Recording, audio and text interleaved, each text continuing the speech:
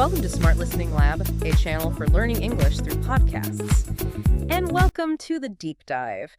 Today, we're really plunging into the world of emotional intelligence in the workplace. We've got this fantastic article. It's called Emotional Intelligence in the Workplace.pdf, and it's given us a really solid base to explore this whole EI thing. Absolutely. And this deep dive, it's really about getting to the heart of EI, emotional intelligence, understanding why it's such a game changer in our jobs. And crucially, how you, listening right now, can actually build these skills, to handle workplace challenges better, feel more confident. Right. Our mission really is to cut through all the jargon, pull out the key insights from this source so you feel informed, maybe empowered, and definitely not overwhelmed. Okay, fantastic. So let's start at the beginning. What is the fundamental idea? What is emotional intelligence in a work context? Okay, so the core concept is, well, first, it's about understanding, using, and managing your own emotions in a positive way. Yeah. But, and this is just as critical, it's also about recognizing and understanding the emotions of the people you work with, your colleagues, your manager, even clients. Ah, okay. Think of it like being emotionally smart, but specifically at work. So it's more than just, being pleasant in the office. There's a real strategic aspect to it. Precisely, yes. Being pleasant is nice, of course, but the real insight here is that high EI isn't just about niceness. It directly translates to better communication, stronger teams, Okay. and ultimately a workplace that's more productive and, frankly, less stressful for everybody. That makes total sense. I think we've all been in those situations where, a bit more understanding could have saved a lot of trouble. So let's drill down a bit. Why exactly does EI matter so much day to day? Well, let's start with communication. That's a big one. People with higher EI, they tend to express themselves more clearly, more respectfully, and they're better listeners, like really active listeners tuned in. That means fewer misunderstandings, a more open feel where people feel heard. And that just naturally paves the way for better collaboration, doesn't it? It really does. Miscommunication is such a drain, isn't it? It can derail a whole project. It absolutely can. And EI, well, it's kind of the bedrock for stronger relationships at work. When you can understand and empathize with your colleagues, you build trust, you build rapport. Yeah. People are just, more likely to work well with someone who gets them, emotionally speaking. And thinking about how much work relies on teams now. Yeah. How does EI help make those teams function better? Enhanced teamwork is a direct outcome. Yeah. When team members are aware both of their own emotions and each other's, they can navigate those, let's face it, inevitable team dynamics much more easily. Cooperation improves a lot.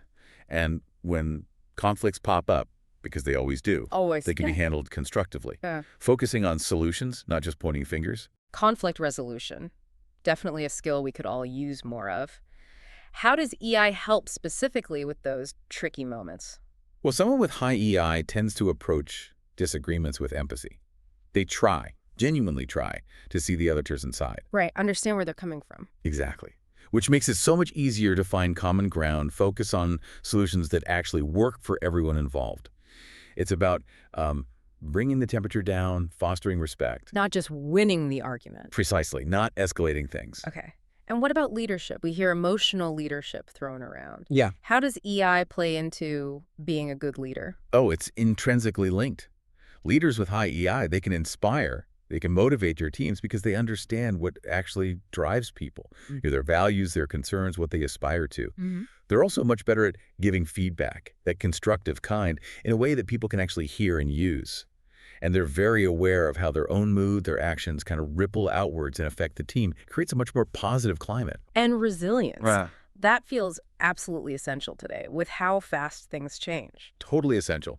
Managing your emotions effectively, that's key to coping with stress, adapting when things shift, bouncing back when you hit a rough patch. Right. It's about not letting negative feelings completely derail you when things get tough. And you mentioned better decision-making earlier. How does being more emotionally intelligent lead to smarter choices? Yeah, that's an interesting one. When you're more aware of your own emotions, you're less likely to make those snap, impulsive decisions that are just driven by how you feel right now. Okay. It allows for more rational, more considered choices, which is obviously vital in so many work situations. So you put it all together, a more positive environment, less burnout. It really does seem like EI has this huge ripple effect. It absolutely does. Yeah. A workplace culture where EI is actually valued and practiced, it tends to have higher job satisfaction overall and Significantly lower levels of stress and burnout. People feel more supported, understood, more engaged, Yeah. really. Okay, so it's clearly vital. Now, for someone listening thinking, right, I need more of this, where do you even begin? It's not like flipping a switch, is it? No, you're absolutely right. It's a process, definitely a journey of development, continuous improvement. Our source points to 5 key areas, really foundational for building your EI. And the very first one is self-awareness. Self-awareness. Okay, so really getting to know your own internal workings. Exactly that. Recognizing your emotions as they happen.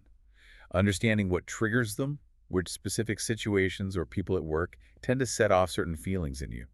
And crucially, being aware of how your emotions and how you act on them actually impact the people around you. That can be tough to see sometimes. It can. That's why seeking honest feedback, maybe from colleagues you trust, can be incredibly helpful. It gives you a clearer mirror. It's also about knowing your emotional strengths and maybe where you have some weak spots, like that Johari window concept, understanding what you know about yourself and what others see too. Okay, makes sense. So once you've got a better handle on yourself, what's next? Next up is self-regulation.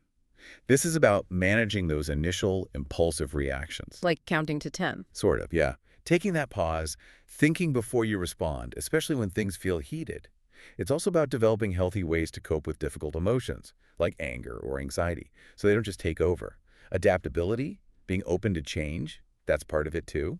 And, importantly, taking responsibility for your actions, owning your part. That's a big one, choosing your response instead of just being carried away by the feeling. Okay, what comes after self-regulation? Yeah. More outward focus. Yes, exactly. That brings us to social awareness. This is all about tuning into the people around you. Practicing empathy is key here, genuinely trying to see things from their point of view, showing you care about how they're feeling. Not just guessing, but really trying to understand. Right. And paying attention to the nonverbal stuff, body language, tone of voice, often tells you more than words. And being present. Really listening, not just waiting for your turn to talk. Listening for the feelings underneath the words. Catching those subtle emotional currents. Okay, picking up on those signals. Yeah. And the fourth area. That would be relationship management. This really builds on the others. It's where it all comes together in your interactions. So communicating effectively, clear, direct, respectful, building and nurturing good work relationships based on trust and that empathy we talked about, handling conflict constructively, using I statements is a great tool here. I feel frustrated when, instead of always. Right, avoids blame. Exactly. Collaborating well, being able to give and receive feedback gracefully, that's huge. And even just showing appreciation for colleagues. It seems small, Yeah. but it's part of managing those relationships positively. Okay, and the final piece of this EI puzzle. The last one is motivation. And specifically, we're talking about intrinsic motivation, Yeah. meaning that drive that comes from within. Finding genuine enjoyment or satisfaction in the work itself, not just chasing external rewards like bonuses or promotions. It's about keeping a positive attitude, being resilient when things get tough, and, crucially, seeing setbacks not as failures, but as chances to learn something. It really sounds like these 5 areas are all connected, like gears in a machine. Improve one, and the others benefit too. Precisely. It's a holistic thing. They all work together to help you navigate the workplace more effectively, more intelligently, emotionally speaking. Okay, so let's get practical. The source material also talks about using these skills in specific, often tricky workplace situations, like conflict with a colleague. What's the EI approach there? Right, when conflict happens, the emotionally intelligent response is, first, try to stay calm yourself. Then, listen actively. Yeah. Really try to get where the other person is coming from. Then express your own view, but respectfully. Using those I statements helps focus on your experience. Focus on the issue, not the person. Exactly. Keep the focus on the problem itself, not personal attacks. And the aim should always be to work together to find a solution that works for both of you. Okay. What about something maybe even tougher, receiving negative feedback? Nobody likes that. How does EI help? That's never easy. Yeah. But EI helps you manage that first gut reaction. The defensiveness, maybe. It's about consciously choosing to listen carefully, understand what's being said, ask questions if you need clarity, acknowledge any points that are actually valid, and then, crucially, focus on, okay, how can I use this to get better? Avoid getting defensive or just shutting down. And what about dealing with, let's call them difficult people? We've all encountered them. Any EI tips for that? Yes. With challenging individuals, the key is trying to keep your own composure. And trying, if you can, to understand what might be driving their behavior, their underlying emotions or motivations, even if you disagree strongly. See behind the behavior. Maybe. Mhm. Sometimes. Setting clear boundaries is often really important. Communicating assertively, but still respectfully, and ultimately remembering you can only control your own reactions and responses. Focus there. Stress. It feels almost universal now. How can EI help when you're feeling totally overwhelmed? First step is self-awareness, recognizing your own stress triggers and the early signs. What sets you off? Then use self-regulation tools. Deep breathing, taking short breaks, simple things can make a difference. Right. Also, being able to communicate about your workload if it's too much. Prioritizing effectively. And don't be afraid to ask for support when you need it, from your boss or colleagues. Change. Yeah. Another constant. How does EI help navigate those shifts? When things change at work, first, acknowledge your own feelings about it. Maybe fear, uncertainty, that's normal. Then, try to understand the why behind the change, the potential upsides. Look for the opportunities, even small ones. Adapt. Adapt with flexibility, yes. And maybe offer support to colleagues who are struggling more with a transition. Okay, what about that awkward one? A team member who isn't pulling their weight. That can really poison a team dynamic. Yeah, that's delicate. EI suggests addressing it privately, calmly. Focus on the impact of their lack of contribution on the team's goals. Not making it personal. Right. Use I statements again. I've noticed we're falling behind on X and I'm concerned about. And listen to their side. There might be reasons you don't know about. The goal is to find a solution together. Or, if that doesn't work, escalate it appropriately, constructively. And lastly, office gossip or just general negativity. How does EI guide you there? Best strategy. Mm. Don't participate. Consciously avoid getting drawn into gossip or negative loops. Steer clear. Steer clear. Maybe try to steer conversations to more positive ground if you can. If it's really pervasive and toxic, you might consider talking to a supervisor or HR, but focus constructively on the impact it's having on morale or productivity. The source also highlights some really powerful success stories. Microsoft under Satya Nadella comes up. Yes, that's a great example. His deliberate focus on empathy, on EI, really shifted Microsoft's culture. It led to more collaboration, better morale, and huge successes like Microsoft Teams. His ability to connect on a human level, foster that growth mindset, that's EI leadership in action. And L'Oreal using EI in hiring salespeople. That too. They found salespeople hired based on EI competencies didn't just sell more, they also stayed with the company much longer. Like 63% less turnover in the first year. Wow. It clearly shows that link between EI, performance, and keeping good people. The U.S. Air Force example with recruiters is also striking. Yeah, they found recruiters high in things like assertiveness and empathy were Yeah. way more successful. By using EI in selection, they got much better at picking the right people, saving millions apparently. So EI predicted success. It really did, even in a high-pressure job like recruiting. And the manufacturing plant reducing accidents by training supervisors in EI. That's a powerful one. Training supervisors in skills like active listening, empowering employees, it created a safer environment. They saw a 50% drop in accidents and grievances. Tangible result. Very tangible. Yeah. Shows EI impacts things like safety, not just feelings. And finally, Google's culture, known for being people-centric. Right. Despite massive growth, they keep turnover low, often under 10%. Part of that is attributed to fostering EI. Their whole WOW philosophy, the focus on team spirit, psychological safety, it points to EI being core to their success. These examples really drive it home, don't they? EI isn't just a nice-to-have soft skill. It's actually critical for success, both for individuals and the whole organization. Absolutely. It's fundamental in today's world of work. Now, the source also gets into some maybe more nuanced situations, like dealing with those persistent small complaints that can just grind you down, or handling burnout. Yeah, those persistent minor grievances. The key there is still active listening with real empathy, even if the issue seems small to you.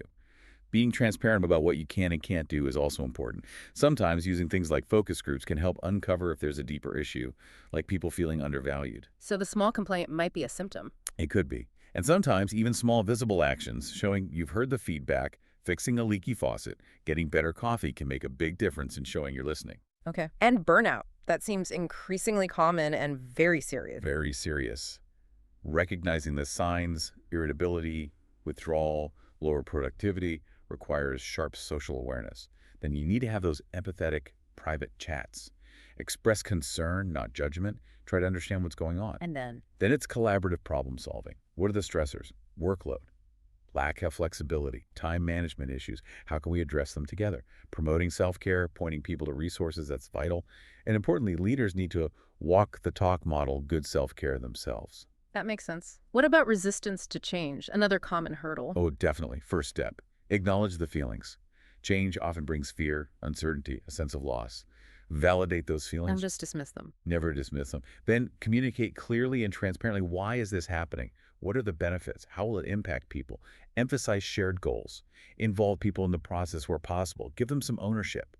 And provide the support and training needed for whatever is new. Okay. And finally, dealing with underperforming team members, but doing it with EI. Right. Again, private, respectful conversation. Start with empathy. Focus on specific behaviors and their impact on the team or goals.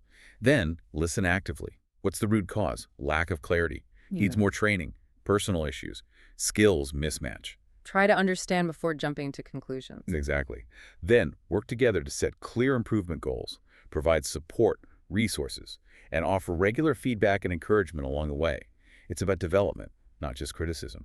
Wow. Okay. This has been incredibly thorough, a real deep dive into emotional intelligence at work. If we had to boil it down, what are the absolute key things you'd want our listeners to walk away with today? I think the main message is that EI isn't optional anymore. It's really crucial for success and just, well, thriving at work. It covers those 5 core areas: self-awareness, self-regulation, social awareness, relationship management, and that internal motivation. And actively working on these skills, it can genuinely improve your communication, build much stronger relationships, make teamwork smoother, help you handle conflict better. Unlock leadership potential. Yes, unlock leadership potential, boost your resilience, help you make better decisions, and ultimately just lead to a more satisfying work life for you and everyone around you.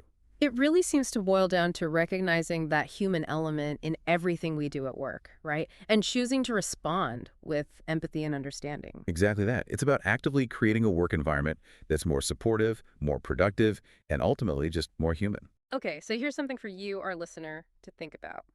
Consider one specific challenge you're facing at work right now. How might applying just one principle of emotional intelligence, maybe active listening, maybe taking a pause before reacting, how might that lead to a better outcome? What's one small step, just one thing you could try today to be a little more emotionally intelligent at work? Thanks for tuning in. Keep practicing, and for more English lessons, don't forget to like, subscribe, and share.